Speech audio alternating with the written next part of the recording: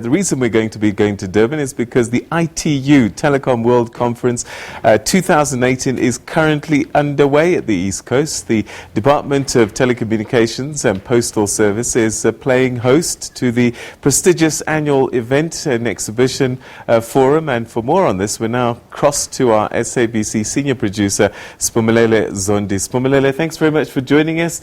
It's been quite a day today. The President opening the Telecom World this year. What's been going on so far? It definitely has been quite a day here, Peter. Thank you very much. It's the first time it's taking place on African soil. It's the first time it's taking place in the Southern Hemisphere. The President did speak about the Fourth Industrial Revolution and how regulation needed not to stifle innovation that's coming out of the African continent. He said African governments need to ensure that. And with me right now to talk a bit more about that, I have Professor Uma Danbata, who is the Executive Vice Chairman of the Nigerian Communications Commission, and next to him there is Americo Mushanga, who's the Managing Director of Communications Regulatory Authority of Mozambique. Hello, thank you very much for joining me, gentlemen. Thank you very much. Now, starting with you, Prof. In Nigeria, are you keeping up with the new regulations that are also keeping up with the advances that come with the Fourth Industrial Revolution? That's correct. Regulations are supposed to be dynamic and at pace with innovations. And I think that is exactly what is going on in the Nigerian telecommunications sector. In fact, at times we even think proactively, envisaging how the sector is going to shape up, in the future, and therefore put in place regulations that will keep in pace with, the way and manner, the sector will, events, in the sector will play out. In a nutshell, the regulator in Nigeria, is conscious of what needs to be done now in order to ensure innovations take place in the right direction, in the direction of empowering people, providing applications that will translate effectiveness, not only in the public service, but that will translate effectiveness and efficiency in the delivery of key services within the Nigerian economy. Yeah. At the same time, the regulator is conscious of what he needs to do or what needs to be done in order to address future developments in the sector. Yeah.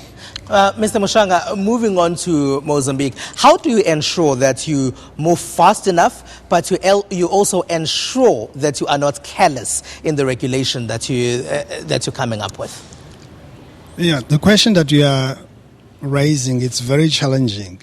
And the reason why it's very challenging is because while a long time ago the speed of the change in the technology was slow enough, to allow for the regulators to be able to establish better policies and regulations, to enable the sector to develop.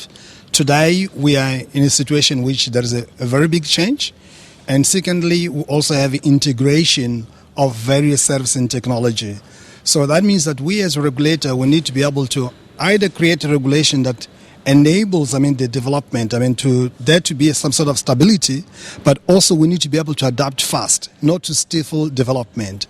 And that means that one has to be able to allow for things to move even without regulation and be able to regulate once you understand that there is some sort of stability. You can see the direction that service and technology are going to. That's when the regulator has to step in to be able to encourage development. So in one side, you need to create the space for the sector to develop, for the service to be delivered. But in the other side, you need to allow for flexibility so that you can have innovation and you can have, the speed and integration of new services that we have in the sector. Professor Danbata, what you sometimes find is that there are countries that play in the telecom space that are coming from outside the countries like Nigeria, and yet there are players from Nigeria itself. How do you make sure that the regulation that you come up with does not stifle locals while foreign multinationals are able to thrive in Nigeria? Well, the regulations must address this diversity. As you are trying to grow the sector, you must be conscious of who the principal actors are. They can be, within the country or actors that come into the country with their investments. And it is the aggregate effort that both sides of the coin put together that will translate to that telecommunication sector that we're talking about, one that is stable, vibrant, and that is delivering on the needs and aspirations of citizens. And Mr. Moshanga, who do you consult when you're drawing up regulations in a world where things are moving really, really fast? Well, I think we as regulators, we have learned, this lesson, I would say quite some time ago, that in developing the regulation, you have to understand you are sitting in the middle of three different powers: the government, the users, and the operators. So you need to be able to talk to all those three in order to come up with a regulation that will enable the sector to develop in such a way that you deliver very good services to the community as well as satisfy the development goals of the government. So in every regulation that we build, we need to consult with all the three powers that we have, because we sit in the middle and we want to satisfy all of them. And Professor Danbata, so he's saying you sort of include the customer, you include all the role players who are in business, you include government as well. Is that an easy task to do? I think in Nigeria we've been doing that. Our approach to regulation is consultative. Any introduction of new frameworks will have to be with recourse to consultations with key actors in the industry, the operators, the service providers, the consumers are even left out. So that's the secret success behind the kind of regulations that we see, is growing the sector in the country. Consultations. We do not record to putting up any regulatory framework without consultations. It is a very good approach to regulation. We call it consultative regulation. Every time we come up with a new regulatory framework, with a new guideline, these are normally subjected to stakeholder consultations, robust stakeholder consultations. Whatever observations, the stakeholders, make are normally captured, in the framework, preparatory, to put in the framework, into practice. Mr. Moshanga, would you say you've done all that you can do to make sure that SMMEs now in Mozambique actually thrive? We are creating the conducive environment. If you look to Mozambique in terms of regulation, we have the most open regulation to start a business and start a service in the communication sector. So while as we grow, and the issue of consultation that he was referring to, that I referred to even before, it's a recognition that we don't own the truth. We don't know everything.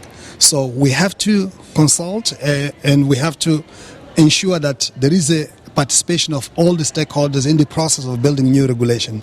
By doing so, you'll be able to come up with a regulation that is good for that moment, but you need to have an open ear in such a way that you can introduce the changes that are required. So as I see it in Mozambique today, the regulation is there and is very good, but we are always in constant coordination and constant consultation to see if changes are required to the existing regulation to address other issues that we may not be aware at the time that we put the regulation. So yes, small medium enterprises in Mozambique, they've been given the right environment to develop and thrive, but we are also looking to, do we need to change? Do we need to adapt? What is necessary to make sure that they can quickly develop services and come up with solutions for the future that address the needs of the country in Mozambique? Prof. Danbata, do you ever look at examples from other African countries outside Nigeria to make sure how things can be improved a little bit? Yeah, we do. We consult widely. We consult through the West African Telecoms Regulatory Authority, WATRA. It's what we call regional consultation. And at the level of the African continent, we consult with countries like South Africa, Mozambique, through the Commonwealth, Telecommunications Organization. We're able to consult widely beyond the, continent of Africa. The whole idea is to learn the experiences of other countries, and bring same to bear to build, the telecommunications industry in the country, as well as share our own experiences. Recently, we have, the regulator from Burkina Faso came, on a visit to Nigeria. It's a kind of, collaboration that, I spoke about earlier on. Collaboration must be collaborative. must be based on building partnerships with other countries, in order to ensure the results of effective regulation are felt by all citizens, whether they are from Nigeria or from other parts of the country. Professor Umar Bata, thank you very much for joining us. It's a pleasure talking to you. All right, thank you very much. And thank you very much, Mr. Americo Mushanga. Thank you very much. All right, and conversations will be continuing here, Peter, throughout the rest of the week at the ITU Telecom World. And what we're getting is that a lot of SMMEs are also looking for support from governments, and they're here to raise their hands and say, well, see me, give me the funding, let me know, put me in more spaces. Back to you in studio, Peter. Spumalele, before you disappear, as you say, there's still 3 more days. In fact, today is almost over, 2 more hours. What sort of things are going to be explored over the next 3 days? All right, we have heard that Liquid Telecom, for example, they just had a presser, and they'll be talking a bit more about the work they're doing in the biggest fiber network in Africa, starting from South Africa, going all the way to Cairo. So there's going to be a lot of work that's going to be happening in terms of how connections can be made in the telecommunication space from pretty much the southern tip of Africa all the way to Cairo in North Africa, and those collaborations here. All right, and you've mentioned SMMEs, but the idea of using technology to make our lives better is sort of permeating in other areas, health, for example. Oh, definitely. Earlier today, we spoke to a doctor who came up with a service that eases the work that doctors, makes it easier for doctors to do their work and communicate with their patients, for example. So there is a lot of, it's healthcare, it's the environmental sector. It pretty much cuts across the board, the work that SMMEs are doing in the tech space. All right, Spumalele, thanks very much indeed. We'll catch up with you again in the next hour. That's Spumalele Zondi, who's in Durban, actually, for the ITU Telecom World 2018. That's all happening for the next 3 days still in Durban. And it's the first time that this big conference is happening on the African continent.